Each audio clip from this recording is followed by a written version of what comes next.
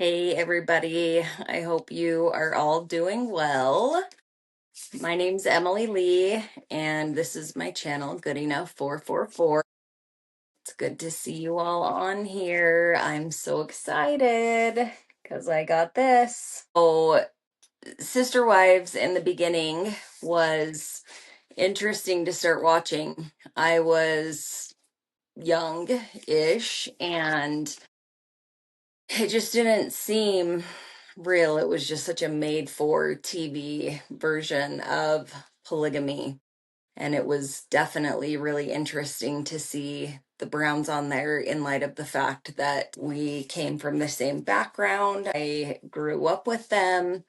Christine's mom used to babysit me, and I went to school with her younger sister. So I picked up the book on my way down to my mom's house to come and visit with her, and we have just been reading through a few of the chapters. So I think it is really interesting, especially in light of the fact that they never really shared on the show where they came from and why they believed in polygamy.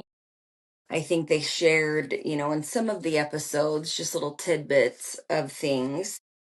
I've been doing some research tonight to take a look at, some of the past history that connects us to the Browns. And I found some of Christine's books so far to be really interesting. Honestly, I read through to chapter 12. I'm only going to talk tonight, though, about the first three chapters. So her prologues are really good, in my opinion. She, does kind of a little synopsis of her life now. She's really happy. She talks about Truly and David and just kind of the way that they chit chat with each other, the dad jokes, and basically that she didn't know that love like that could exist, and how her heart skips a beat when she hears her phone chime and she knows that it's, a message coming in from David. In chapter 1, she talks about her childhood, and that was fascinating to me because we grew up in the same community. Our dads were really close, really good friends. Christine's dad, Rex's brother, Vance, was my dad's best friend. So, again, her mom babysat me, and our parents were friends. So, to read her story, what she has in there about her childhood and how happy she was and carefree and a bubbly, bright young girl that had no fear in her life. She talks about when that changes and why it changes. And so that was really interesting to me because I don't remember a time in my childhood when I wasn't afraid. I grew up with so much fear. Everything was fear-based, everything. And I've really tried to scan my memories and think about when I was the most afraid and where was that fear coming from and who was that fear coming from. And the majority of the time it was coming from my father and then people in the church or one of my father's other wives. Remembering my mom as a child, I just have so many fond memories of her.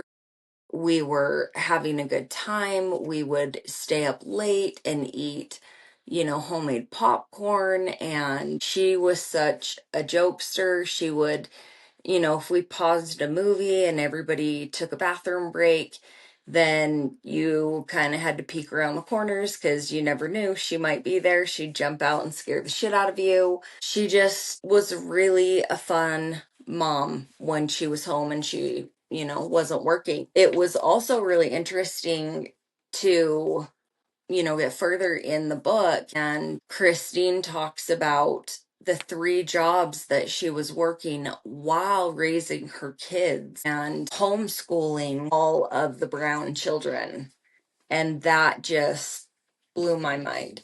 That was so similar to the story of my mom and her working consistently. She was working multiple jobs and raising us kids. And she was like the go to mom for any siblings from the other mothers. So not only did she have a good relationship with her own children, all of the kids in the family loved her and went to her.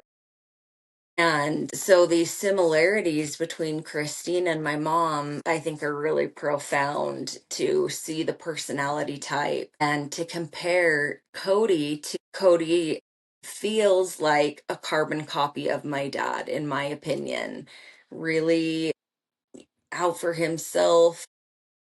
Christine does paint him kind of in a good light. When those kids were younger, when she was giving birth, apparently he was a really good birthing partner, where I don't think my dad was really around during a lot of the births. And it really makes me wonder, are these men just so narcissistic, and all of them had these hard, troubling childhoods. And so they're these grown men in this patriarchal society. And realistically, they are, traumatized at a certain age. And so psychologically, they're like 8, 9, 10-year-old boys, stuck in these grown men bodies. And when they can't emotionally handle themselves, they throw these tantrums and they, just kind of stomp their feet. They want to get their own way. It's really crazy to read these stories and to compare notes and to kind of ask my mom questions. I have definitely learned a lot, and it's also kind of sparked my memory, triggered some things that I hadn't thought about in a long time. So it is fascinating to see the difference, though, between Christine's father and my father. And also to know, out of the brothers from Christine's dad, or Christine's grandpa, Ruin, to see the difference in the brothers. And so it sounds like, from everything I've read and from, my mom telling me stories and stuff, thinking back to when I was a child, I remember her father, Rex, being really kind. And I remember thinking that he was the nice brother of the two. So her Uncle Vance and my dad, I think, were really similar personality types, really arrogant and condescending. And I knew Vance until the middle of my childhood. I don't remember him more, into my teen years. So I don't know if my parents, if, they had a falling out of some sort, they went their separate ways. I don't really know that full story. I haven't really gotten into that part with my mom yet. So I think Christine does a good job, though. And, she does get into, in chapter 2, she gets into where they come from and why they believe what they believe. And this was fascinating to me because she writes in there about the AUB and how they were like the liberal polygamists. They were, the good polygamists. And I remember being taught that a lot growing up. We don't have underage marriages, we don't have abuse. And yet I can tell you story after story after story. And I know people, that one girl that got married as young as 14, and yet Christine's Uncle Owen was apparently an advocate for changing the law in Utah for the legal age of marriage from 14 to 16. Owen wanted it moved from 14 to 16. So it's amazing how you can grow up in the same community and have these different stories. And so I find it fascinating when someone does share their story, when they do go, onto a public platform and they are vulnerable and they tell the things that happened to them, and someone else comes along and says, that didn't happen. That's not true. I was there. That I never saw that. I didn't experience that. Well, guess what? From wife to wife, there were different experiences. Family to family, there were different experiences.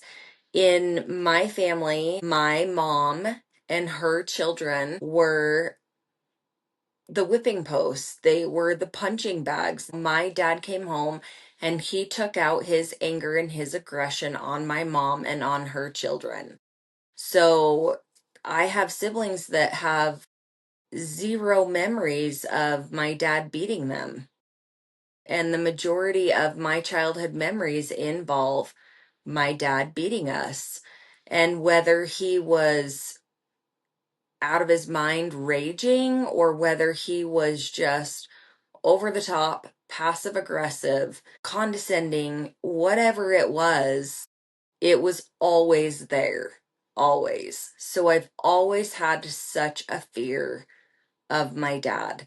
And as I get older and I heal more, it is so fascinating to me to see that fear diminish.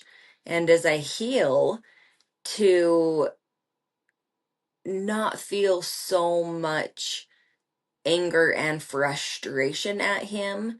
Not that I have forgiven him, that I'm not hanging on to it in a way that it's eating my stomach inside out.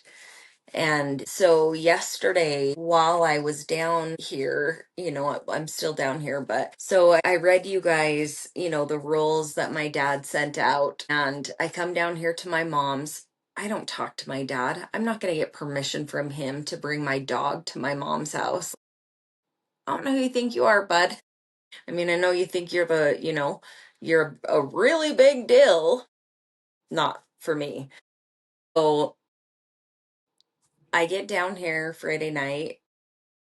My mom and I, spend some time together. We hang out, talk, go to bed, and I get up Saturday morning. My dad's here. He's at the legal wife's house. I take my dog outside. I'm out there for like 3-4 minutes, you guys. And of course, the old man comes walking out the front door. And my dog loses her shit. She just starts barking up a storm. She's running over towards my dad.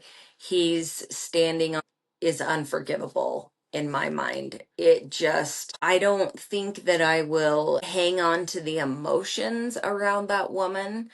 I know I will never forget the things that she has done and the way that she has behaved. And it's sickening to me that as a woman, as a sister wife, as a mother, that you can betray another woman like that. And I think it so compares to Christine and Robin. And as this story unfolds in this book, it's really fascinating to see what Christine thought and felt about Robin coming into the family and how she thought that Robin got it and understood, and the way that she treated them as in the wives. And I think she thought that she was going to have their backs. I think they all thought that. I think they were all really excited to have this new wife come in. And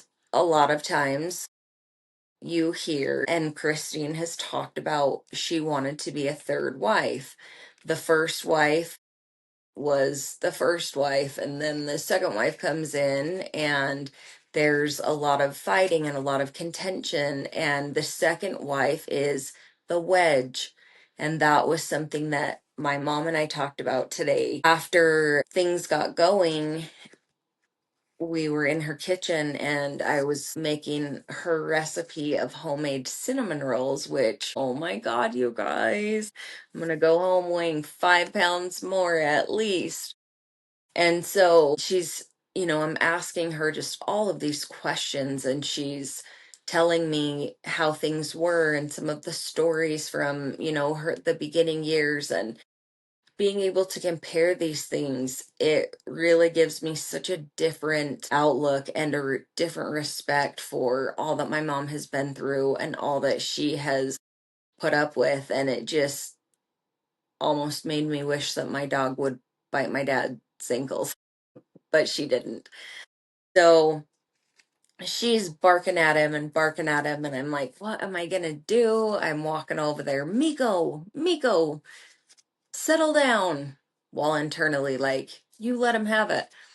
And I get up to her and I'm like, come on, Miko, come over here. And I realize that my dad has a suitcase. And I know that my mom has something that she needs to give to him. And again, we don't really interact with him. We have tried to cut ties as much as possible. But this was something that was needed, that he needed to be given to him right away.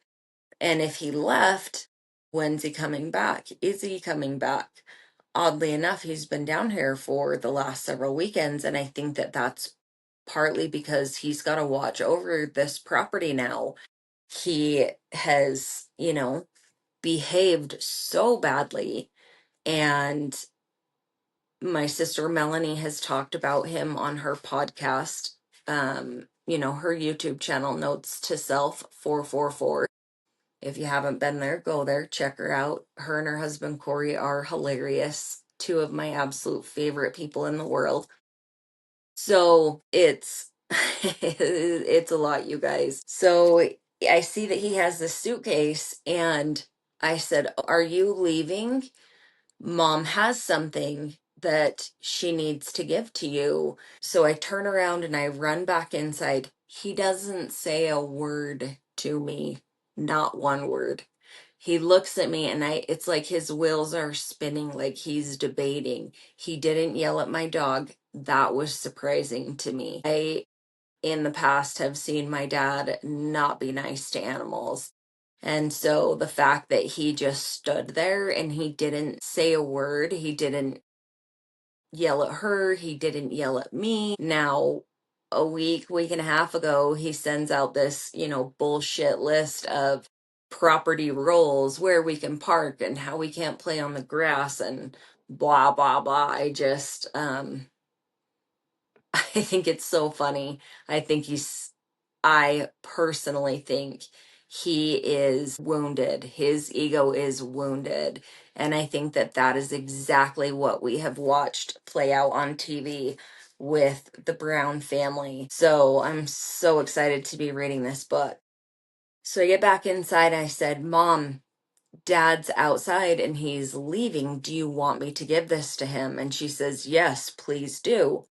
So I grab it, I run back out there, I walk up to him, and I say to him, my brother was going to give this to you, and things just haven't lined up. And I hand it to him. Again, he doesn't say a word to me. Not one word. Nothing. He'll barely even look at me. So I hand this thing to him. He starts to open it up, and I just turn around and walk back inside. And I come inside and tell my mom that I gave it to him.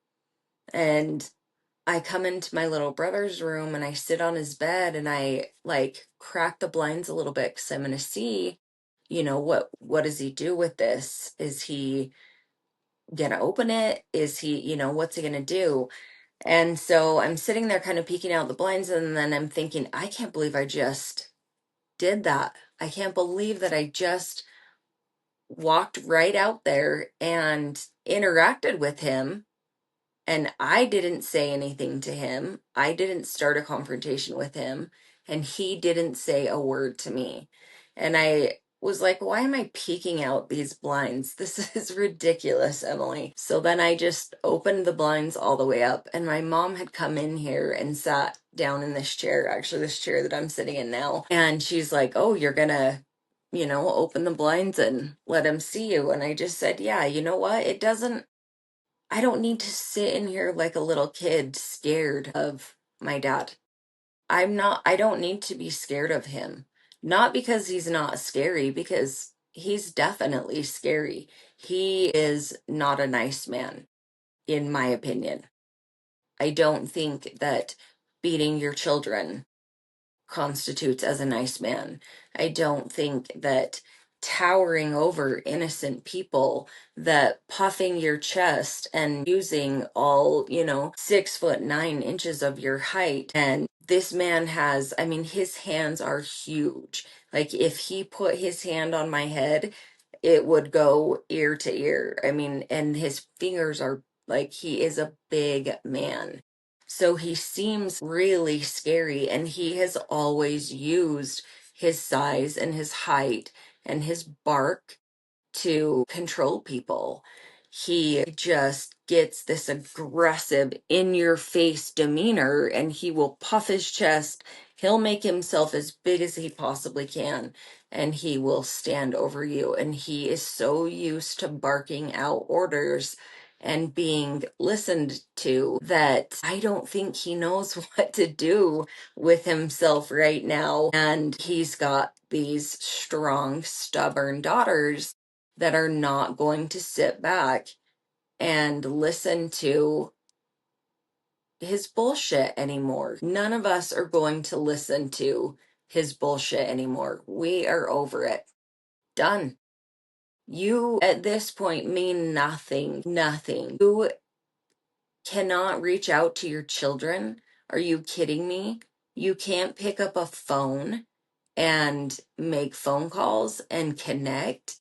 I cannot imagine knowing that my child has these major issues, these major concerns.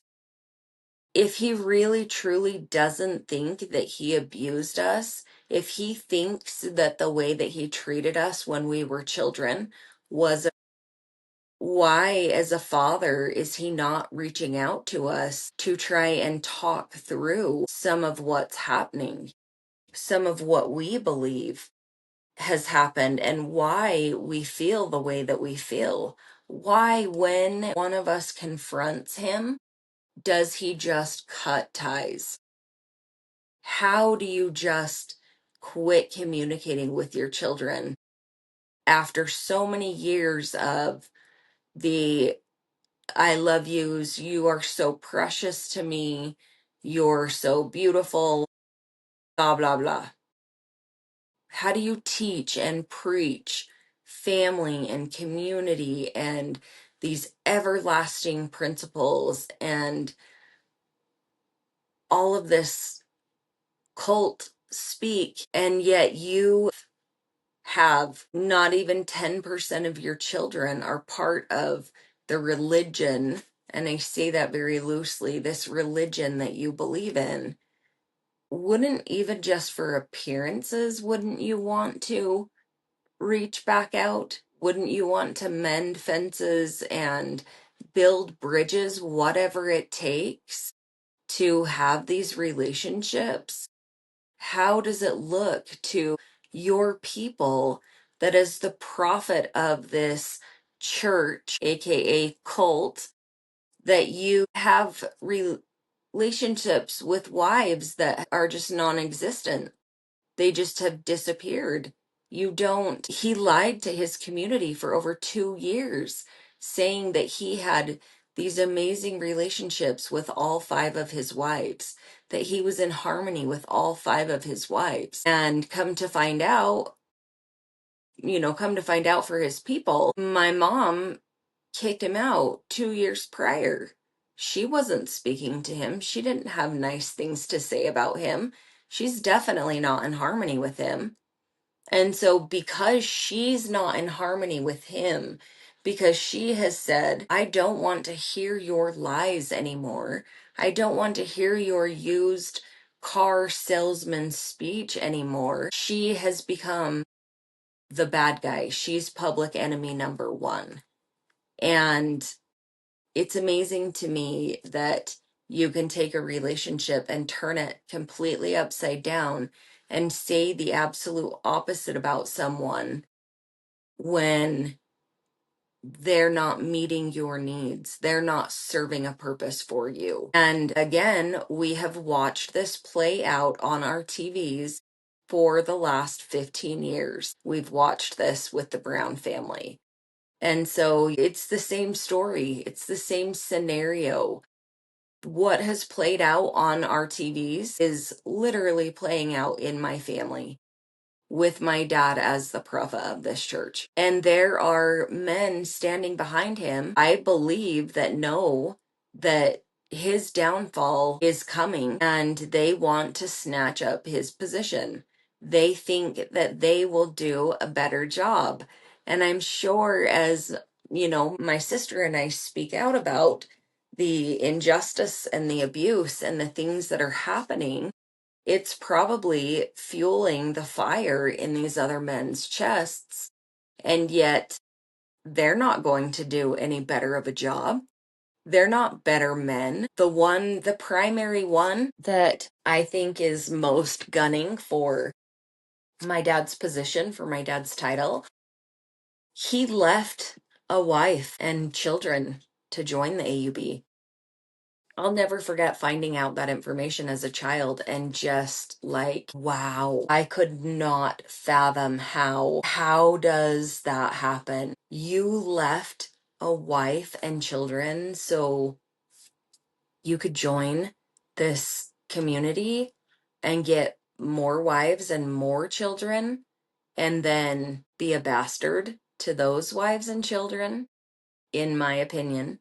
Allegedly, all the allegedlys that I can possibly throw out there in voicing my opinion right now. So, back to the book. That is just fascinating to me. It's fascinating to see the difference and to learn that Christine had that relationship with her dad. And I love that for her. I absolutely love that for her, especially because of the way that things played out in her marriage with Cody. I think that she deserves that. And every child deserves that. Every child deserves to know that they are loved by their parents, and not just one parent, but both, right? Like, you were created by two people, and it is so critical for those two people to both be a parent in your life.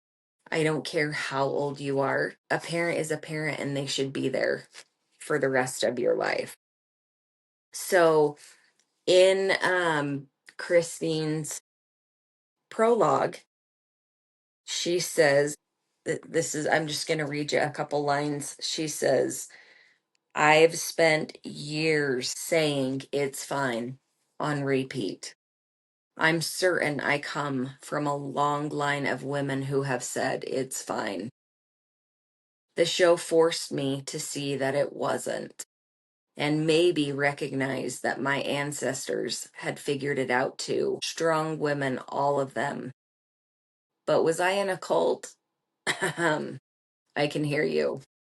I love that. So you can really see in this story, she has brought her sense of humor. She's always been a really positive, upbeat person, except when you cross her, right? You piss off that fiery side of her at some point, and she's gonna, take the gloves off and come for you. And so she talks about, her kids and that mother bear side coming out. So I love that she had a great relationship with her dad. And so at one point in this, she says, my daddy called me princess. He still does. And that just melts my heart. The first time I read that, I cried.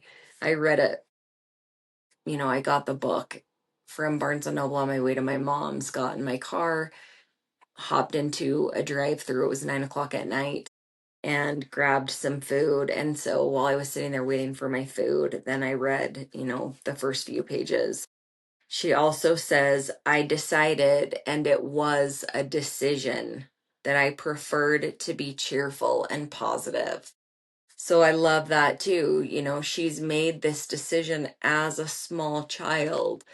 And you've got to read the book because there's a reason behind that. she's telling this story, and there's a reason behind that decision, why she made that decision. And so there's so much information in here.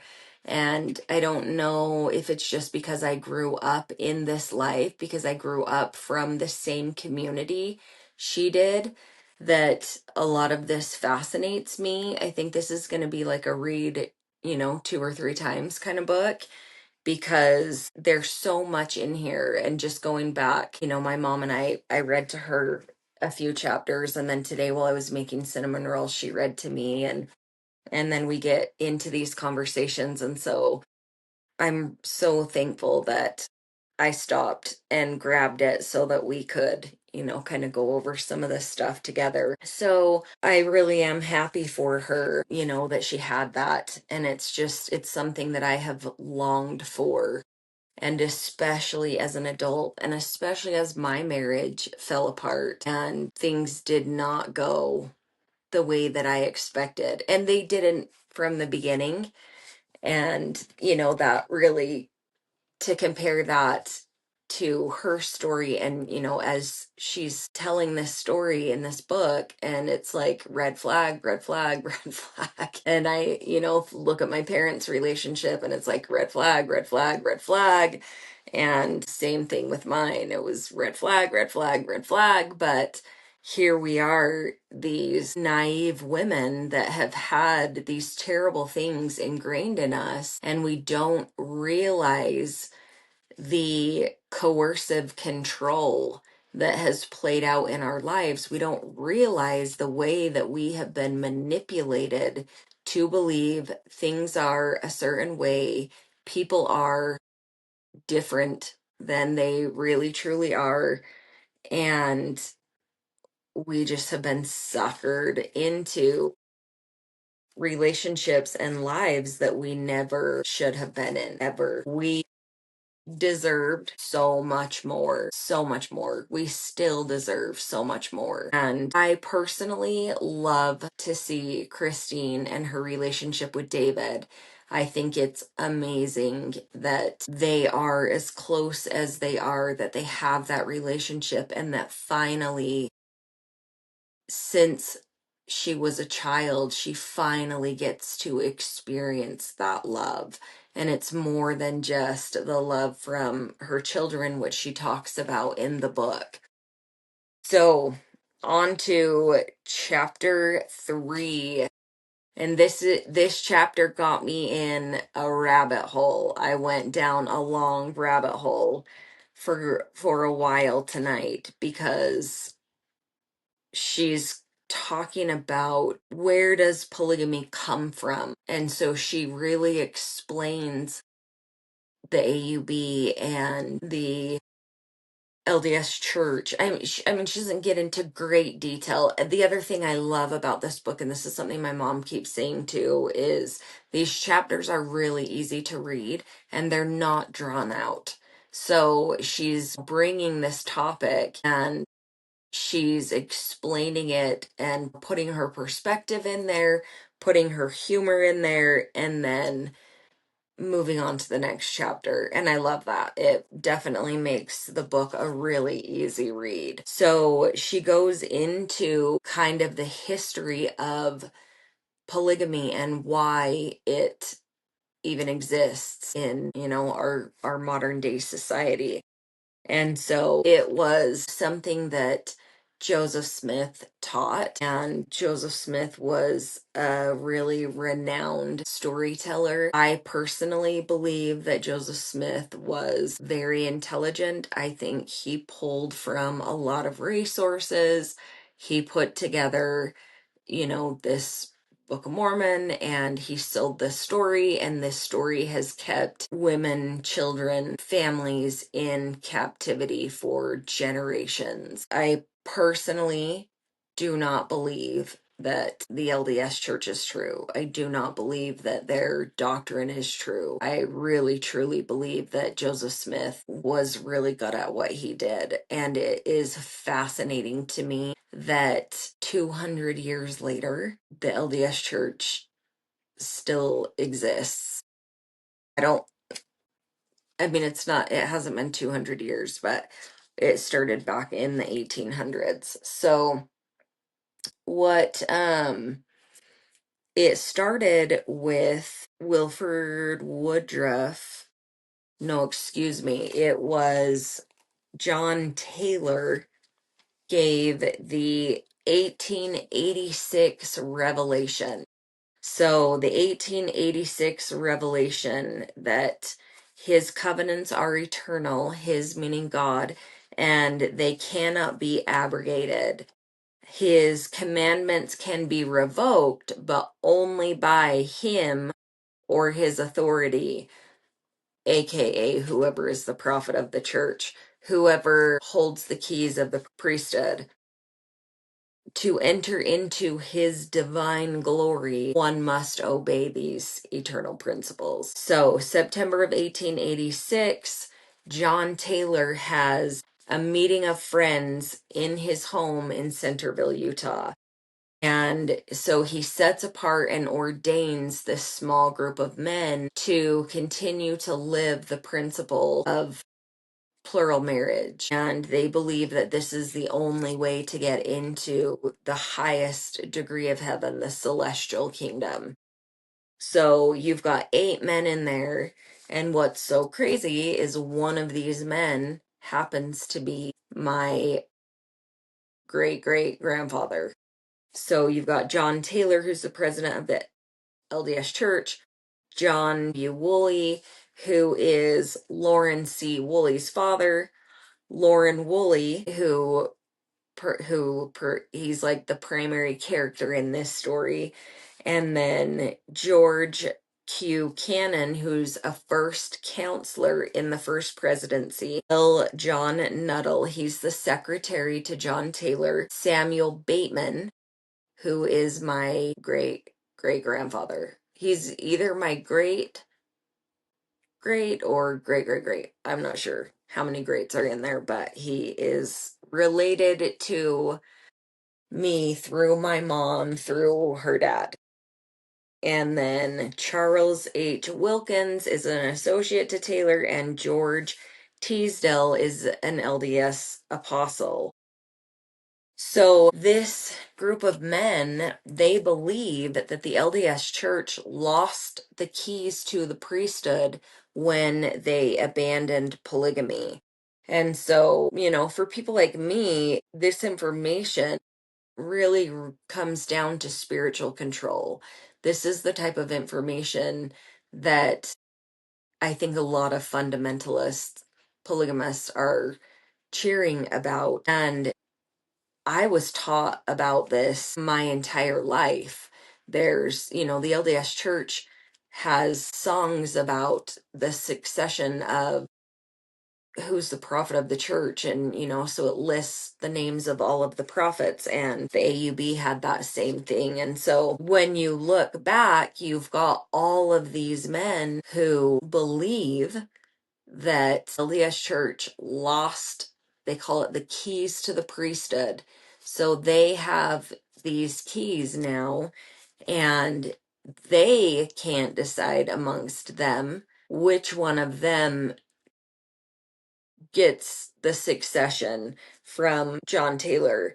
And so John Taylor passes away. The keys go to Lauren C. Woolley. He's in that meeting of friends. So he tells the story that he's in that meeting, and, Joseph Smith says XYZ, and the people believe him. And so from Lauren Woolley, it goes to a man named Leslie Broadbent for less than a year. And then it goes to John Barlow for 4 years. There's a Barlow clan. So there's a lot of polygamists with the last name Barlow. And there's a lot of groups, all of the polygamous groups. The AUB is the all red group, the Apostolic United Brethren. The Kingstons there was one of the Kingston men, I believe his name was David Kingston. And then there's the FLDS, and you've got Roland Jeffs, who thought that he had the keys. So Rulon thought he had the keys. David Kingston thought he had the keys. Roland Allred thought he had the keys. From Barlow, it goes to Joseph Musser for 5 years. Then Rulon, then they have out this whole who has the keys? Who did apparently Musser give the keys to? And Rulon thinks he gave them to him. I think all of these men were together, and then they splintered, the FLDS, they were trading daughters, but amongst their old men. They were trading 14, 15, 16-year-old daughters. And allegedly, Rulon said, we don't want to be a part of this. We know this is going to be the downfall of your community. These underage marriages are going to be the downfall of your community. And so they fraction off. And apparently Rulon set up the AU very similarly to the LDS Church. The Kingstons, their leader, got it in his head that actually it wasn't David Kingston. I think it was David Kingston's dad, and I don't remember what his name is, who claimed to have the keys. And so he started the Kingstons. Well, that man, somewhere in his delusional mind, got in his head that they were direct descendants of Jesus Christ and they had the blood of Jesus Christ. So I'm sure he fell in love with his sister and came up with this revelation, and then he leads into this incest. And so the Kingston group has about, I think, 7,500 people, approximately 7,500. The AUB has about 10,000 people, and the Kingstons are marrying their cousins and half brothers, and like they're very, very closely marrying. And they got to the point where they were having so many birth defects and major, major issues that they had to start doing genetic testing to see who could marry who. In that specific sect, they are arranged marriages. You don't get to decide really who you fall in love with. Their prophet decides who you're going to marry, and I think they do that based on their genetic testing. They're doing that DNA testing. And then you've got the FLDS, and again, you've got, this Roland Jeffs who doesn't want to stop the underage brides. And so that really did become the downfall of the FLDS when Warren Jeffs was caught and charged with essay of a 12-year-old and essay of a 15-year-old. And I think that there was even some incest stuff happening in the FLDS also. So you've got all these different groups who all think that they are the one and only true church, and you've got all of these prophets, these priesthood leaders, and they're all abusive in their own ways.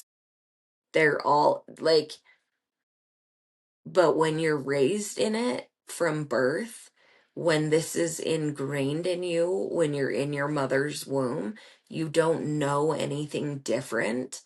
And you don't even know specifically what is abuse, what constitutes abuse. We didn't know that growing up. And when you're in this community so tightly, you don't understand what's happening to you and why it's happening. All you know is what you've been taught, and it's this patriarchal society. And, you've got all of these entitled, white, old, abusive men, and it's sickening. It's, in my opinion, it is disgusting. So it really it breaks my heart for the ones that are stuck in it so deeply. And I think even with the Browns, look how long it took. This shit played out on our TVs for 15 years. and they were away from the community. From Rowland started the AUB in 1954. This is Christine's grandfather. Christine's mom comes from the LeBaron group, and the LeBaron guy, Ervil LeBaron, thinks that he has the keys to the priesthood. So now here's guy number 4 who thinks he's got the keys. So he starts his own church, and he wants Roland to come and join him in his church in Mexico. And Roland says no, he won't do it. And so Ervil LeBaron sends his 2 of his wives to murder Roland Allred, and that happens. And so Christine talks about that in the book. She talks about the day that her father came home early, and she's basically says, "Daddy, why are you home?" And he says, "They killed your grandfather." I believe she's in like 3rd grade, so she's young. My youngest is 10 and she's in 5th grade, so Christine's probably 8 years old. That's devastating. It changed, the projection, the dynamic of thousands of people. Well, then Owen takes over after Roland is murdered. Owen is the prophet of the AUB from 1977 until 2005. So for 28 years, Owen is the prophet of the AUB.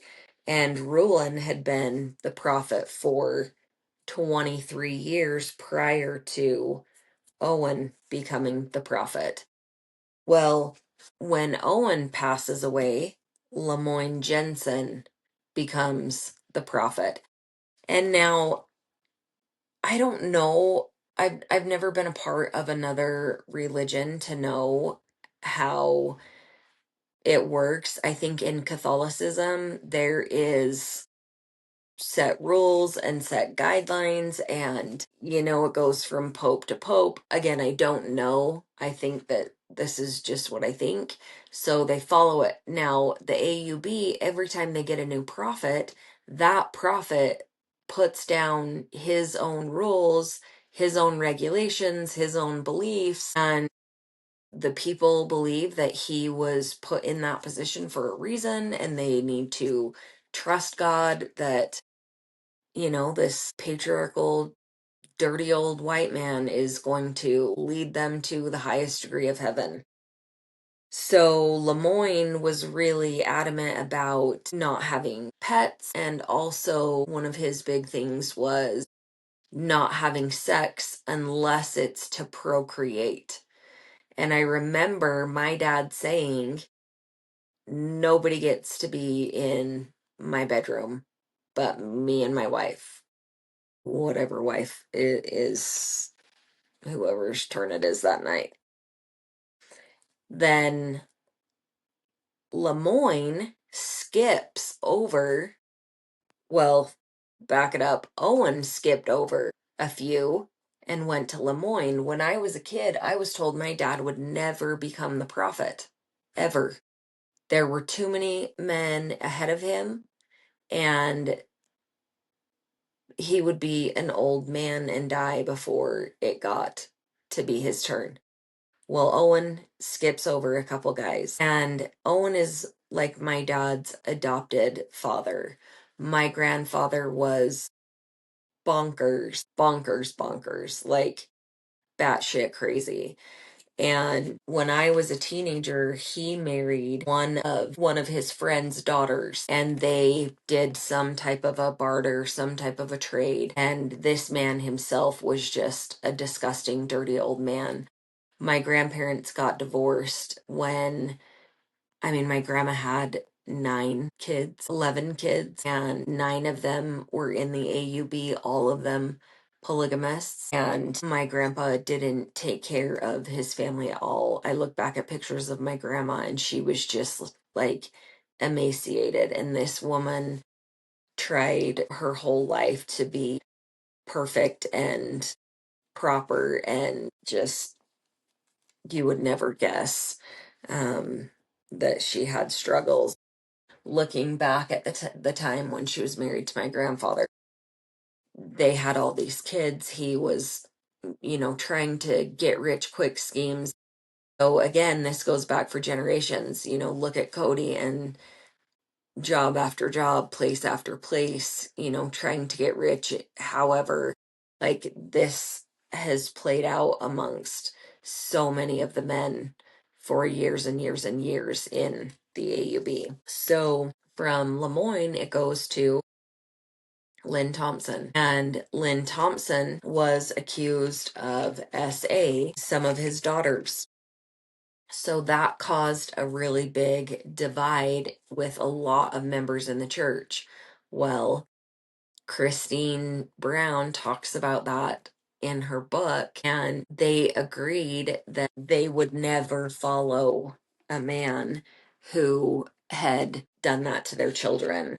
So, one of the things that I wanted to read you guys, she says, okay, this is chapter 2. She says, "Nothing in my life was hard. Everything had been good." Whoa, I was heading into third grade. I just wanted to play. So when she was in third grade, they put her in public school, and she thought that meant more friends, more fun, more magic, and that wasn't the case. That's when they told her, that she had to be scared of the outside world. And so instead of growing up always scared of the outside world, that was instilled in her in third grade. So she talks about in chapter 3 the way that they taught out at the church. And it's, I remember being out there, being in girls' class, and being taught these things and thinking, there's no way that a loving God would do that to us. Really just being terrified of the things that I was learning. I remember being probably 12 years old and being taught that we're going to go to heaven and we're going to have our own kingdoms, and the people that don't believe the way that we believe are going to be our servants. Those are the people that are going to wash our feet and, I don't know, clean our castles, whatever. And I remember thinking, there's no way that a loving God, this God that we believe in, that, we've taught how much he loves us, what he sacrificed for us. And now the majority of the people on the earth are going to be servants in a select community of people that are going to be gods. And literally, they believe that they're going to become gods. And they also believe that they are kings and queens. And so that plays out really, it's kind of embarrassing to even think about. But yeah, they believe that they will become kings and queens. So in this chapter, she's talking about her mom. And I just want to read you a few sentences right here. She says, "She believed no one religion was better in God's eyes than any other, which went against our churches and most churches' teachings. As far as I could tell, she believed in our faith, but she was also a bit of a feminist. I think my grandma may have been too, which is not unusual in polygamy. I come from a long line of divorces, which to me says more about freedom and strong women than it does about dysfunction, though we certainly had our share of that. They would have been surrounded by other strong women growing up.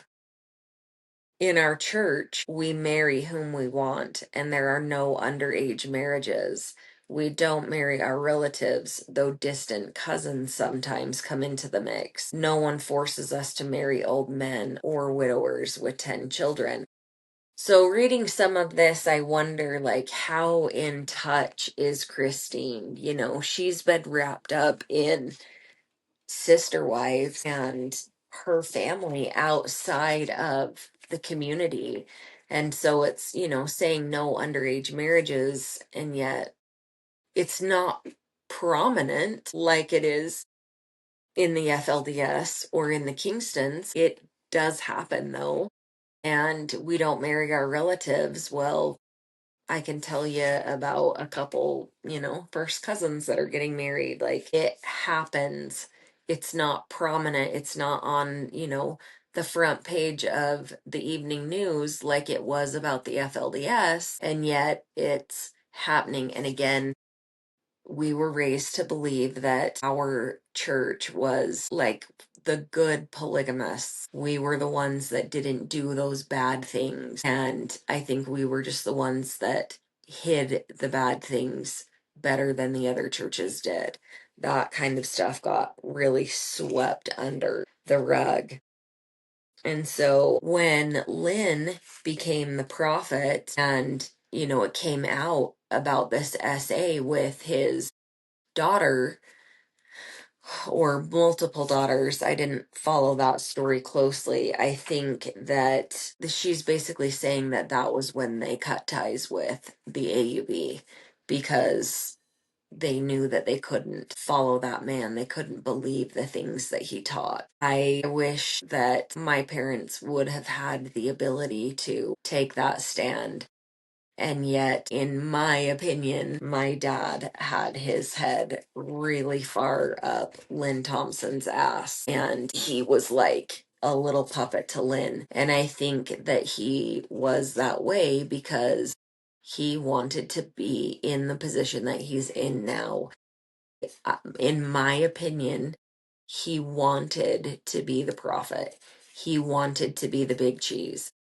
And it's solely because he wants that attention. He likes that attention. And so it's fun for him. And I think that a couple of his wives, they like that also. They think that that gives them power, that gives them clout. And so it's just, a hot mess of these broken people that are in control, in power over this enormous community. The AUB is the largest polygamous community, and in my opinion, my dad is an absolute shit show, and he is the face of this community. And these women who are just toxic and mean, I mean, bullies. I look at my dad's legal wife, and she is a bully to my mom, in my opinion. She has bullied and abused my mom. The fact that she's lost a child. She had a daughter die. She knows the grief of losing a child. No parent should have to bury their child. And yet my mom loses my brother, and she has a locksmith come in and change the locks on my mom's home while my mom's out of town mourning the death of her son. Excuse me, who the do you think you are? Are you kidding me? I could throat punch her when I think about that. I think it is so sad that they can do these things to each other. And yet I look at the way that Robin behaved and what she did to become Cody's favorite. And it just seems like, why wouldn't that happen? My dad's like the big cheese, the head guy, and all of these shitty things are happening in his home, in his family, and yet he's representing this community. And even though the Browns had left the AUB, things still unfolded in that same way. They don't have any of their kids in the AUB. They're all out of it now, and their whole family is torn apart. Cody doesn't have a relationship with his adult children, and that's essentially the same thing with my dad. He has relationships with a few of his kids that are part of his church. I mean, this man there's 39 kids that I grew up with, 34 of us siblings that were raised together. And then his legal wife has 5 kids. And her youngest is my same age. We were in high school together. Him and I were literally, we had classes together in high school. And our parents get married when we're 17. He was the youngest of his family. We grew up with her kids, but we weren't like raised with them. We weren't raised that they were our siblings. And, right now is our weekend for our family reunion. We should be up the mountain camping together. We're not doing that. Her kids didn't come to those things. I think her kids picked up very early on that he was abusive. I personally have spoken with a few of her children, and they told me that they didn't like him, that they were worried about their mom. And I think they have had every right to be. I think that he will use anyone for any reason if it's convenient and it benefits him. And I think that that is what has happened to this woman. And I think because of a lifetime of abuse, instead of getting out of it, I believe my opinion is she dove even further into it. When I first met her 26 years ago and she was coming into the family, she was so involved with her kids. She was having family functions all the time. She was doing events with her kids all the time. She was babysitting her grandkids all the time. It seemed like every time I saw her, she had a few of her grandkids with her. And now I have come down to my mom's like 6 of the last 8, 9 weekends, and every time I see her, she's alone. And that's so sad to me. She just has basically lost everything. And I personally think that that's the road that Robin's headed down. I think that, right here you see Robin, she can't let her kids breathe without her permission. And we don't see Dayton anymore. I'm sure that, when her girls get old enough and they realize what's going on, they're going to peace out. And probably the same thing with the two little ones. I don't imagine that any of those kids will stick around. And so I look at them and comparing them side by side with my dad and his legal wife, and I foresee, my opinion is that is the road that Robin's headed down. And so I think it's really sad that they are, sending out these rules for the compound that, we have down here. And like, you can't tell me what I can and can't do in my mom's home. Like, that's not your business. But it's hilarious. It's not hilarious. It's sad. It's like, I'll get really real here. It's sad.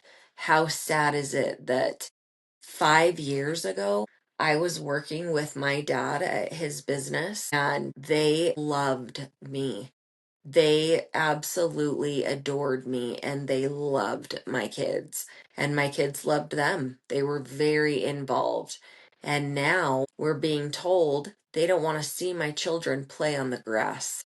They can go to the backyard. So don't play on the grass. Don't play out front. Don't be loud. Quiet time is all day Sunday. We used to do family barbecues on Sunday. We used to do these get togethers. And now, because I came to my dad and said, I'm not okay with the way that you have behaved. I'm not okay with the way that you have beaten and abused me and my siblings. I've been cut off and my children are not wanted in the yard. Make that make sense, right? Like, doesn't make any sense. So apparently, my dad said, this leak happened down here a couple weeks ago. It still hasn't been resolved. He still won't turn over the insurance information. My mom still can't run her house the way she needs to. We still can't run her kitchen sink. The basement still has black mold in the 2 rooms that flooded. And there's nothing that we can do in this moment. And yet, this man is hopping in his car with his legal wife to go vacation or do whatever. And now the water has been shut off around my mom's house. So the grass around my mom's house is dying. It's yellowing, and because it wasn't healthy grass to begin with, it had just been being flooded for the last several years.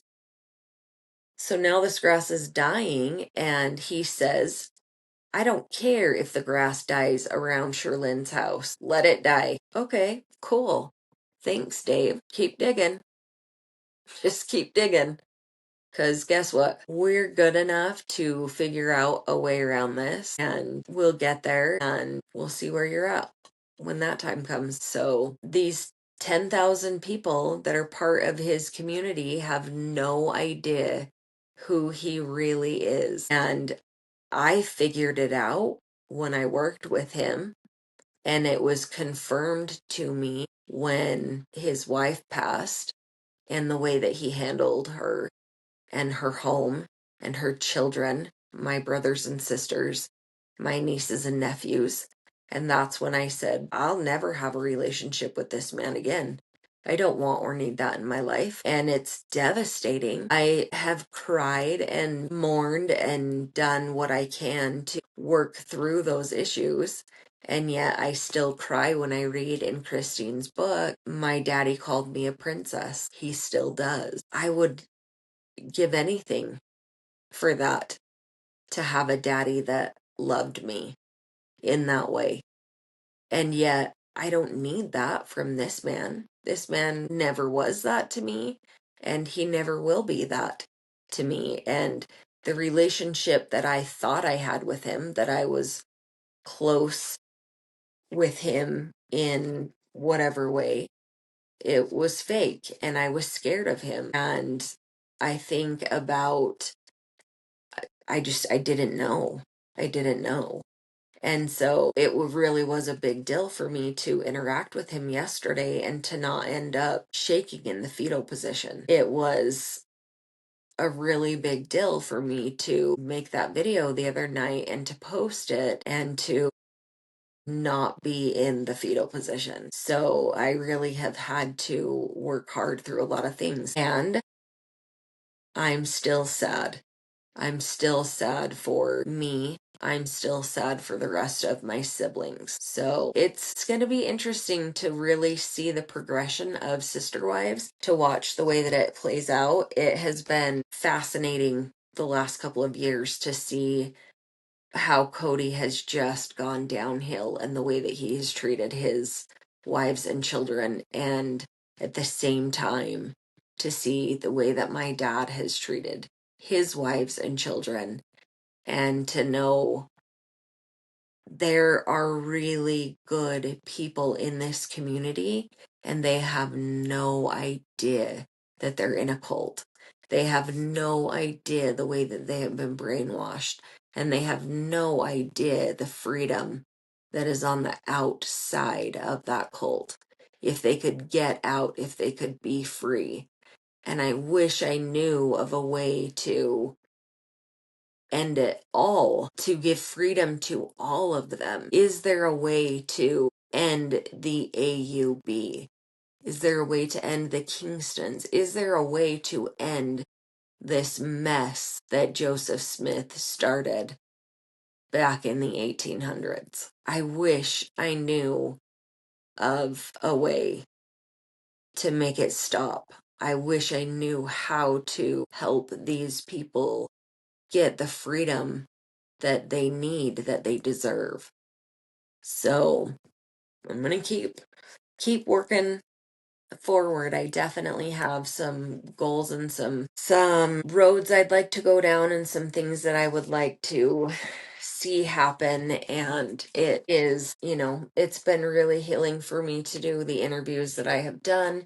It's been really healing for me to go to, with holding out help and speak at their events and, speak with the first responders to kind of give them an idea of what life is like in this community and, to just kind of advocate. And there's a lot of people that have no idea that they even need to be advocated for. I didn't have a clue, and I needed to be advocated for in too many ways to count. So now I know that I deserve to be advocated for. I know that I am good enough to have a life of freedom. I'm good enough to have a voice and be able to use it. And I'm really grateful for that.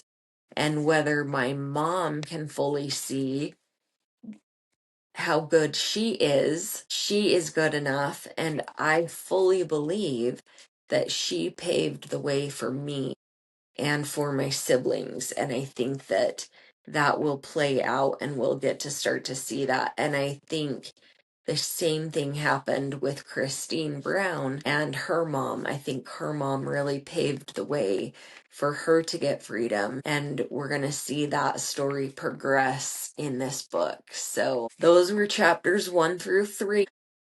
I'm going to keep reading and keep taking notes, and I'll be back. I hope everyone had an amazing Labor Day weekend. And hey, you guys, if you like my videos, please like my video. And if you want to see more of the Hot Mess Express, my healing and, ranting and raving and comparing with the Brown family, then please subscribe to my channel so you get notifications and updates when I post new content. And I will see you guys later. Thanks, everyone. Bye.